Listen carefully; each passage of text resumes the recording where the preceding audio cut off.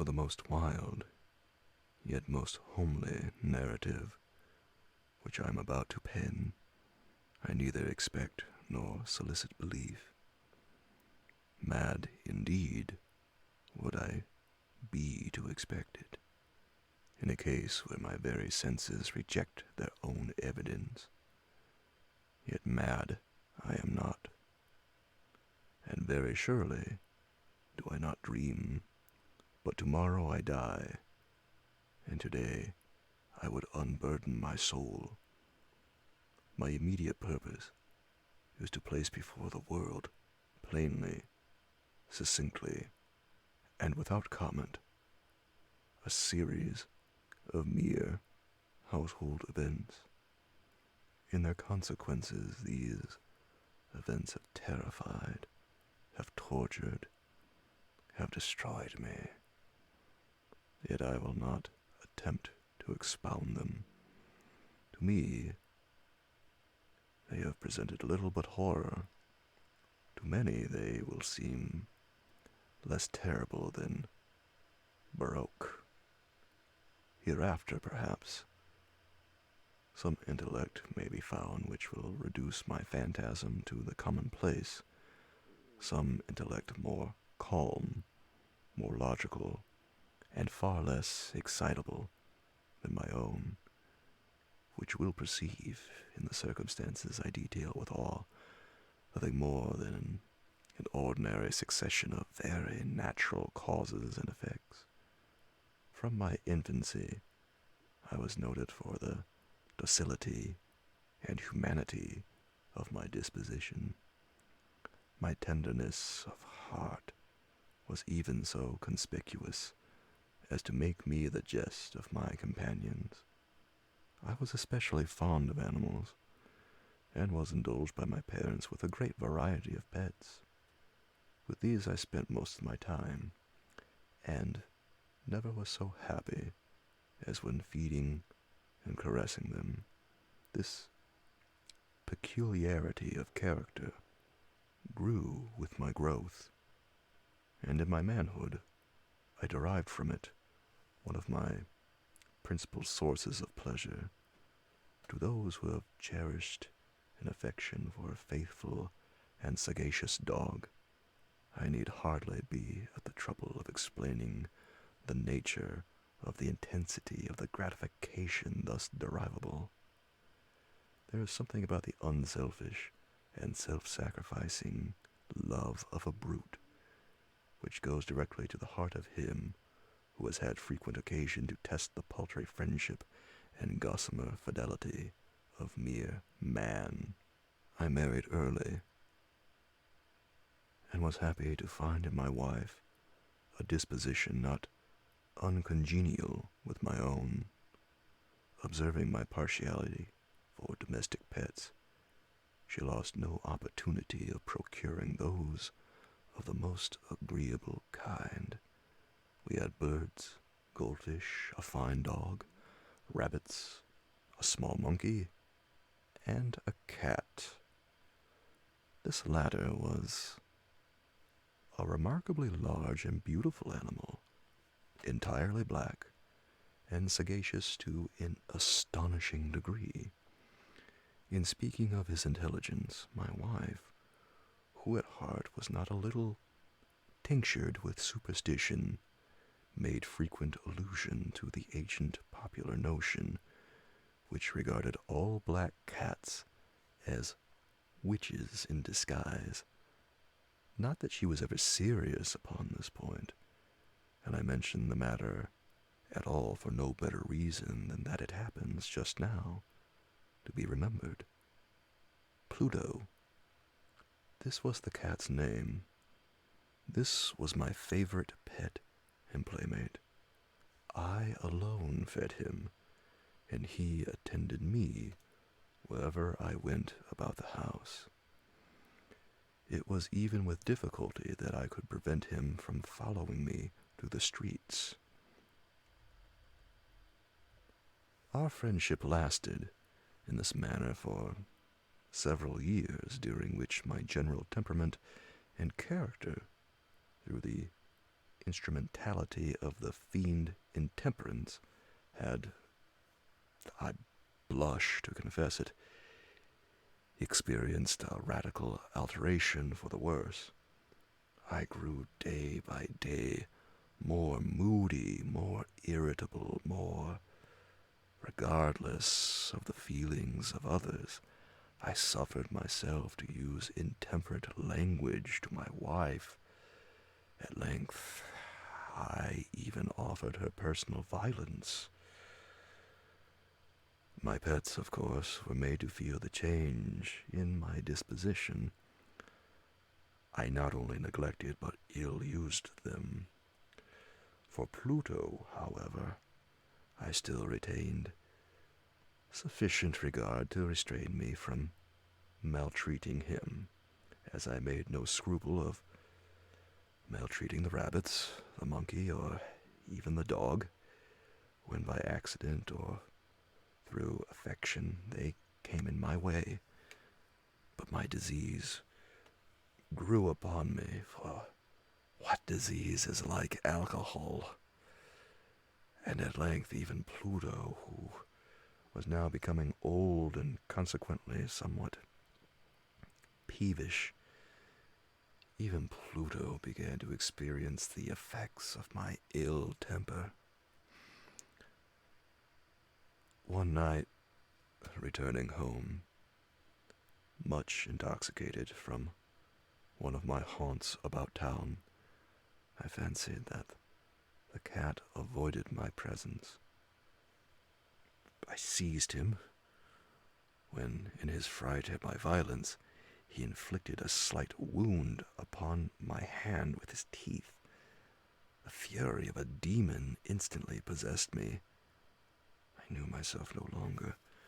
My original soul seemed at once to take its flight from my body, and a more than fiendish malevolence, gin-nurtured, thrilled every fiber of my frame. I took from my waistcoat pocket a penknife, opened it, grasped the poor beast by the throat, and deliberately cut one of his eyes from the socket. I blush, I burn, I shudder, while I pen this damnable atrocity. When reason returned with the morning, when I had slept off the fumes of the night's debauch, I experienced a sentiment half of horror, half of remorse, for the crime of which I had been guilty. But it was at best a feeble and equivocal feeling, and the soul remained untouched. I again plunged into excess, and soon drowned in wine all memory of the deed.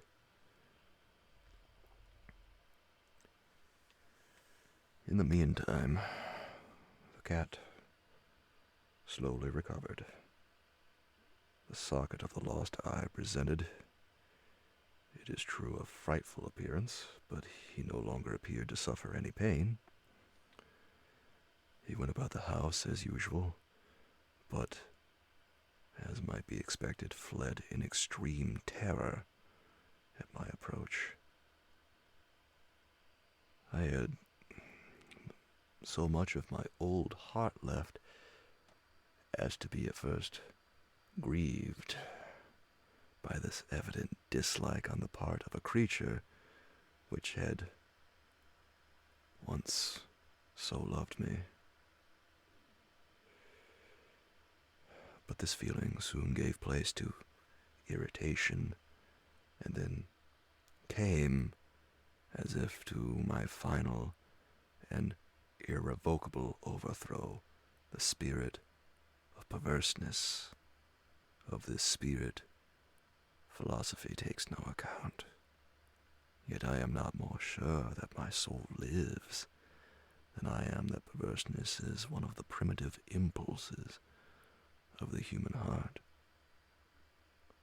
one of the indivisible primary faculties, or sentiments which gave direction to the character of man. Who has not 100 times found himself committing a vile or a silly action for no other reason than because he knows he should not? Have we not a perpetual inclination, in the teeth of our best judgment, to violate that which is law, merely because we understand it to be such? This is the spirit of perverseness. I say, came to my final overthrow. It was this unfathomable longing of the soul to vex itself, to offer violence to its own nature, to do wrong for the wrong's sake only, that urged me to continue and finally to consummate the injury I had inflicted upon the unoffending brute. One morning in cool blood, I slipped a noose about its neck and hung it to the limb of a tree, hung it with the tears streaming from my eyes and with the bitterest remorse at my heart, hung it because I knew it had loved me, and because I felt it had given me no reason of offense, hung it because I knew that in so doing I was committing a sin, a deadly sin that would so jeopardize my immortal soul as to place it, if such a thing were possible, even beyond the reach of the infinite mercy of the most merciful and most terrible God. On the night of the day on which this cruel deed was done, I was aroused from sleep by the cry of fire. The curtains of my bed were in flames. The whole house was blazing. It was with great difficulty that my wife, a servant, and myself made our escape from the conflagration. The destruction was complete. My entirely worldly wealth was swallowed up, and I resigned myself thenceforward to despair. I am above the weakness of seeking to establish a sequence of cause and effect between the disaster and the atrocity, but I am detailing a chain of facts and wish not to leave even a possible link imperfect. On the day succeeding the fire, I visited the ruins. The walls, with one exception, had fallen in. This exception was found in a compartment wall, not very thick, which stood about the middle of the house, and against which had rested the head of my bed. The plastering had here, in great measure, resisted the action of the fire, a fact which I attributed to its having been recently spread. About this wall, a dense crowd were collected, and many persons seemed to be examining a particular portion of it with a very minute and eager attention. The words strange, singular, and other similar expressions excited my curiosity. I approached and saw, as if graven in bas relief upon the white surface, the figure of a gigantic cat. The impression was given with an accuracy truly marvelous. There was a rope about the animal's neck. When I first beheld this apparition, for I could scarcely regard it as less, my wonder and my terror were extreme. But at length, reflection came to my aid. The cat, I remembered, had been hung in a garden adjacent to the house. Upon the alarm of fire, this garden had been immediately filled by the crowd, by someone of whom the animal must have been cut from the tree and thrown through an open window into my chamber. This had probably been done with the view of arousing me from sleep. The falling of other walls had compressed the victim of my cruelty into the substance of the freshly spread plaster, the lime of which, with the flames and the ammonia from the carcass, had then accomplished the portraiture as I saw it. Although I thus readily accounted to my reason, if not altogether to my conscience, for the startling fact just detailed, it did not the less fail to make a deep impression upon my fancy.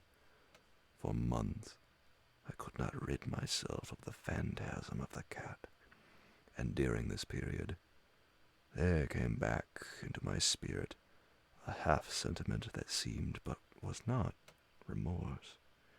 I went so far as to regret the loss of the animal, and to look about me among the vile haunts which I now habitually frequented for another pet of the same species and of somewhat similar appearance with which to supply its place. One night, as I sat, half stupefied, in a den of more than infamy, my attention was suddenly drawn to some black object reposing upon the head of one of the immense hogsheads of gin or of rum which constituted the chief furniture of the apartment. I had been looking steadily at the top of the hogshead for some minutes, and what now caused me surprise was the fact that I had not sooner perceived the object thereupon.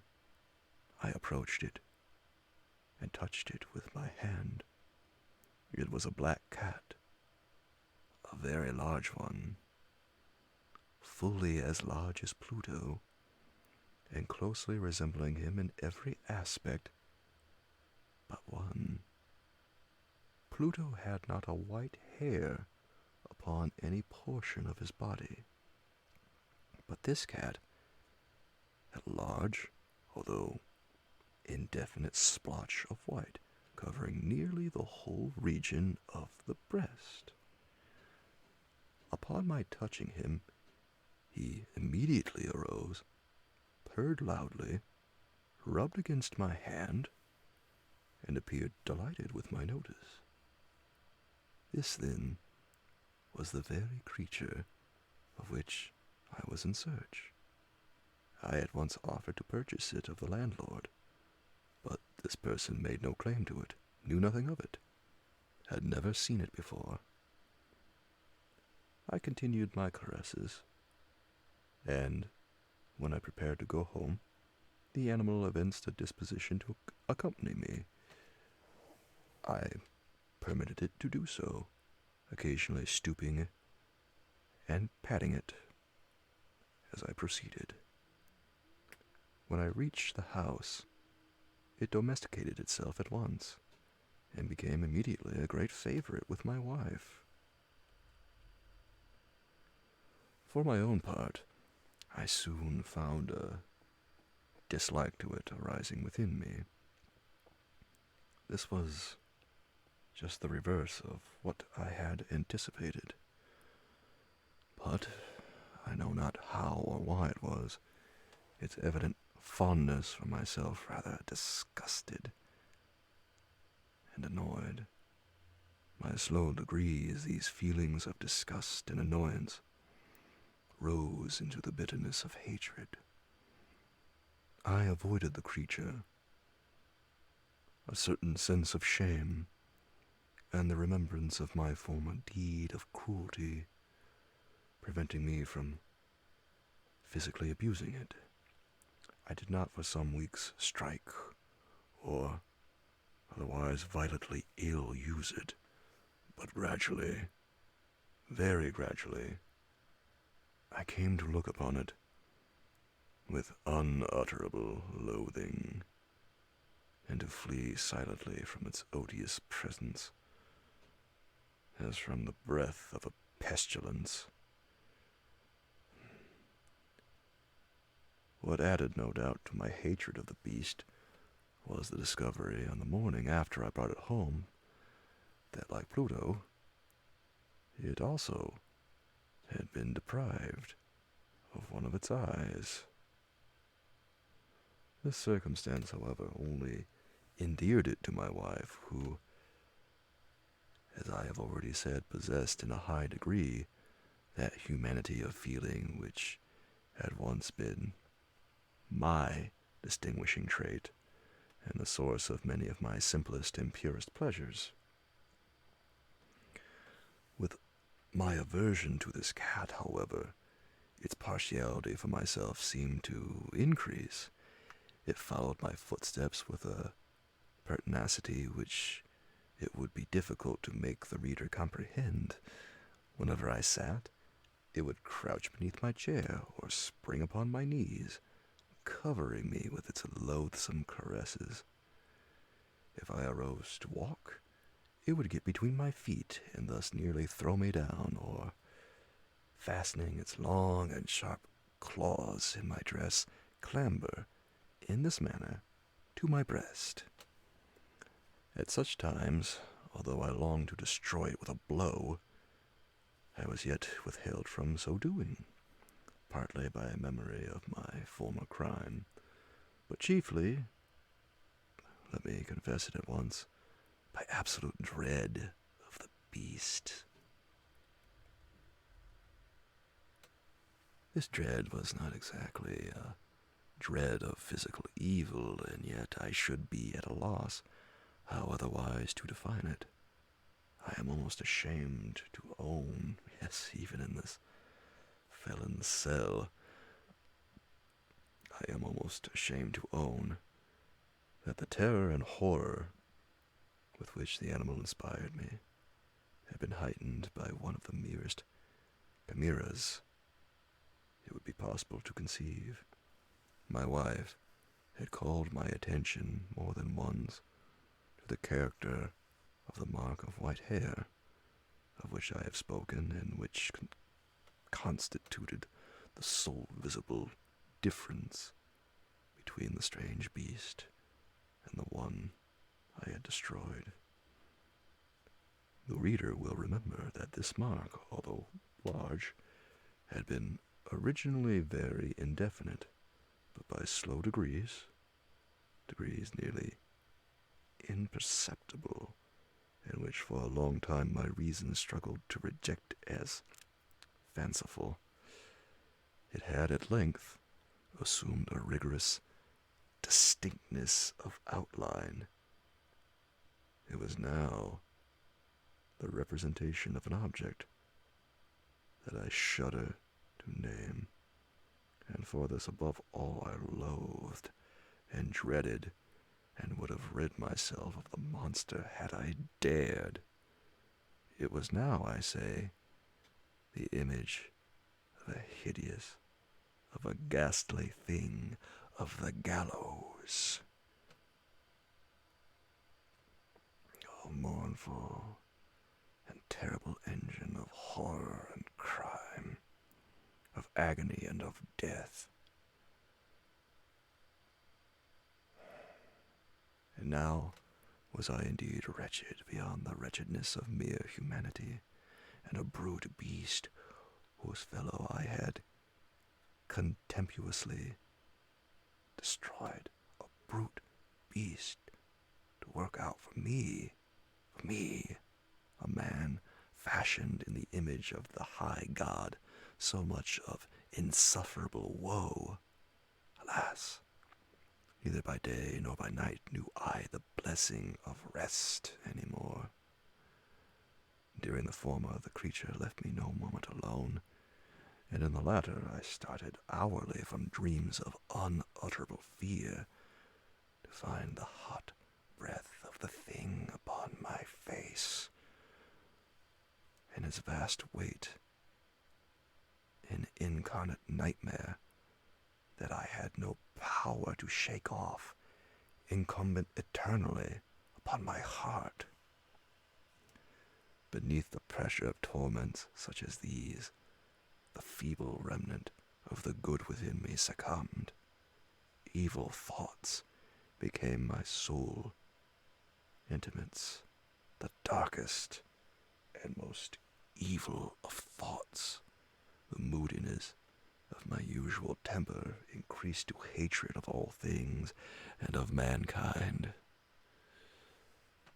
while from the sudden, frequent, and ungovernable outburst of a fury, to which I now blindly abandoned myself, my uncomplaining wife, alas, was the most usual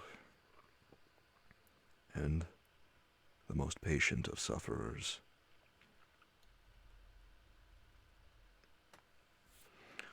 One day, she accompanied me upon some household errand into the cellar of the old building which our poverty compelled us to inhabit.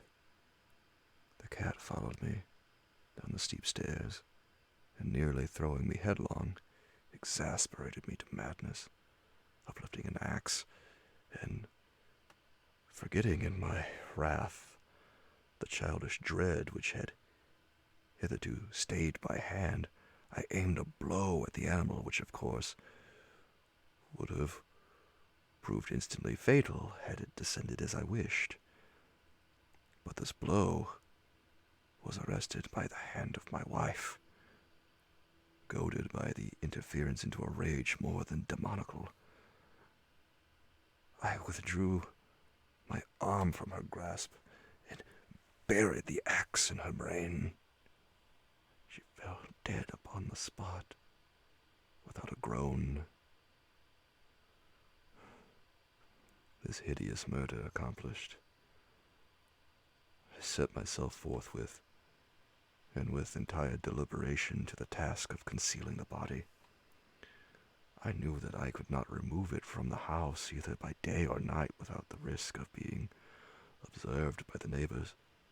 Many projects entered my mind. At one period I thought of cutting the corpse into minute fragments and destroying them by fire. At another I resolved to dig a grave for it in the floor of the cellar. Again, I deliberated about casting it in the well in the yard, about packing it in a box, as if merchandise, with the usual arrangements, and so getting a porter to take it from the house. Finally, I hit upon what I considered a far better expedient than either of these. I determined to wall it up in the cellar, as the monks of the Middle Ages are recorded to have walled up their victims.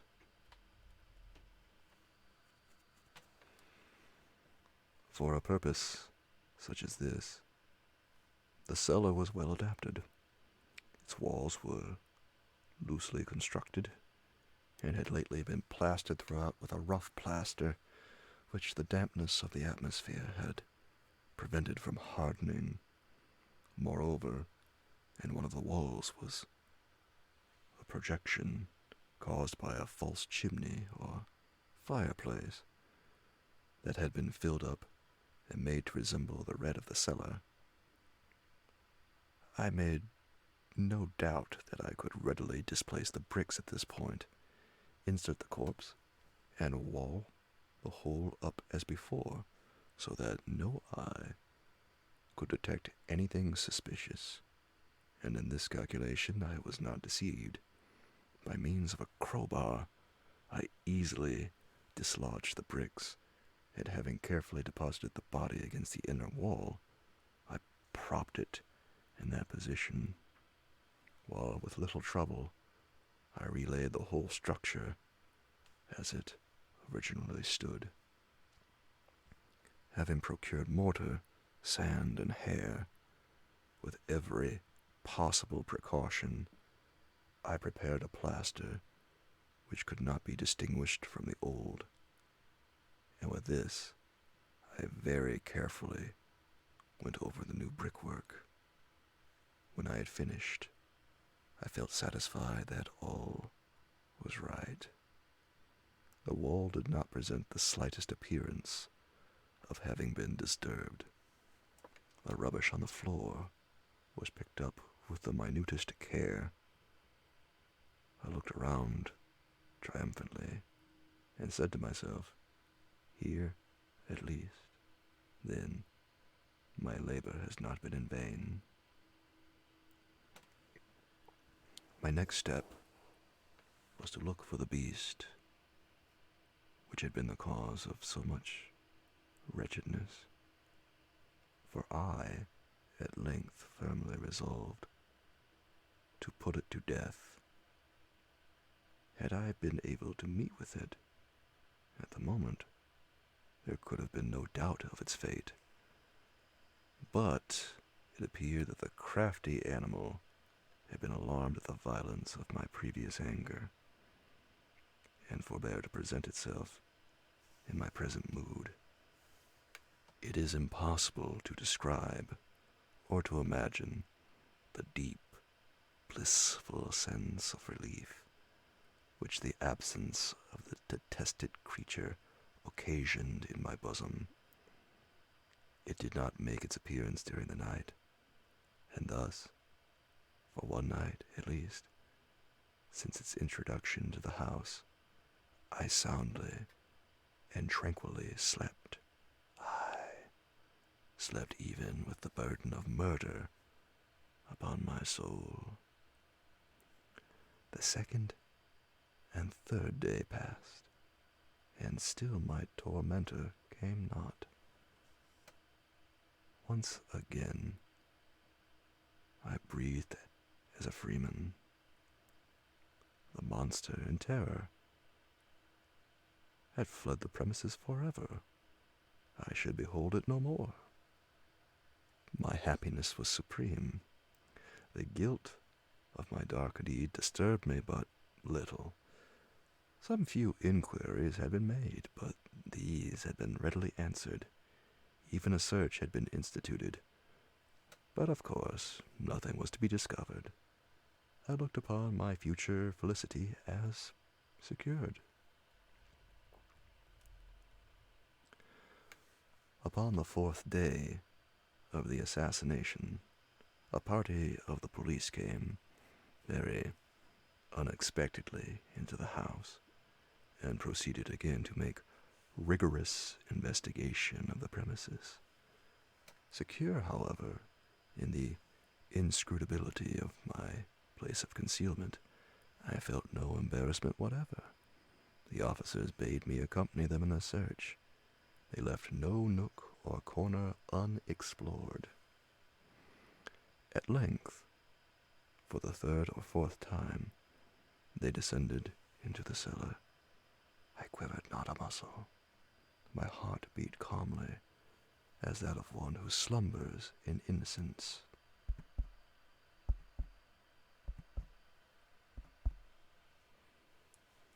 I walked the cellar from end to end. I folded my arms upon my bosom and roamed easily to and fro. The police were thoroughly satisfied and prepared to depart. The glee at my heart was too strong to be restrained.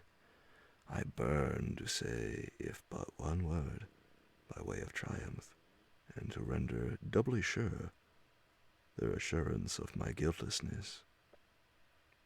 "Gentlemen," I said at last, as the party ascended the steps, "I delight to have allayed your suspicions. I wish you all health, and a little more courtesy.